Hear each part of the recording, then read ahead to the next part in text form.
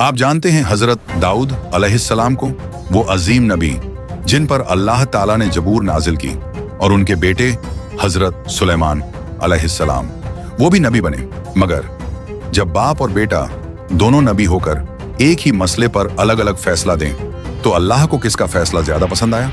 चलिए देखते हैं। रात का वक्त था। एक गांव में एक शख्स की खेती थी। अंगूर का बाग फलों से भरा हुआ था। साल भर की मेहनत। पास ही दूसरे शख्स की बकरियां थीं। रात को बकरियां खुल गईं और खेत में घुस गईं। सब कुछ चर गईं। सुबह जब खेत का मालिक उठा, उसने देखा पूरा बाग बर्बाद हो चुका था। साल भर की उम्मीद खत्म। वो बकरियों वाले के पास गया। झगड़ा शुरू हो गया। आखिर दोनों हजरत दाऊद अलैहिस्सलाम के पास पहुंचे। हजरत दाऊद बनी इजराइल के बादशाह थे। अल्लाह ने उन्हें हिकमत और इंसाफ की ताकत दी थी। उन्होंने दोनों पक्षों की बात सुनी। खेत वाले ने कहा, मेरी साल भर की मेहनत बर्बाद हो गई, इसकी बकरियों ने सब खत्म कर दिया। बकरियों वाले ने कहा, मेरी कोई गलती नहीं, मैं सो रहा था, बकरियां खुद निकल गईं।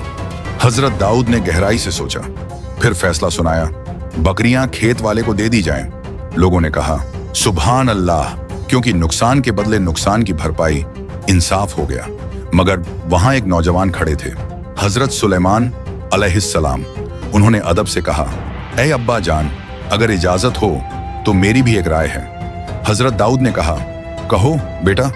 हजरत सुलेमान ने कहा, फैसला दुरुस्त है, मगर एक और रास्ता है जो दोनों के लिए बेहतर हो सकता है। बकरियां खेत वाले को दे दी जाएं, मगर हमेशा के लिए नहीं, कुछ समय के लिए।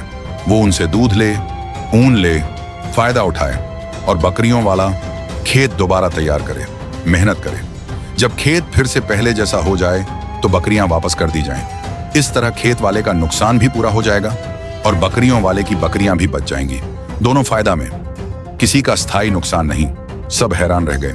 लोगों ने कहा, सुभान अल्लाह, ये तो और भी बेहतर फैसला था। कुरान में अल्लाह फरमाता है, यानी हमने सुलेमान को इस मामले की गहरी समझ दी। अल्लाह को सुलेमान का फैसला ज्यादा पसंद आया, क्योंकि उसमें इंसाफ के साथ रहमत भी थी, सजा के साथ सुधार भी था। लेकिन अल्लाह ने यह भी फरमाया, और हमने दोनों को हिकमत और इल्म दिया। मतलब हजरत दाऊद का फैसला गलत नहीं था, वो भी सही था, मगर हजरत सुलेमान का फैसला ज्यादा बेहतर था।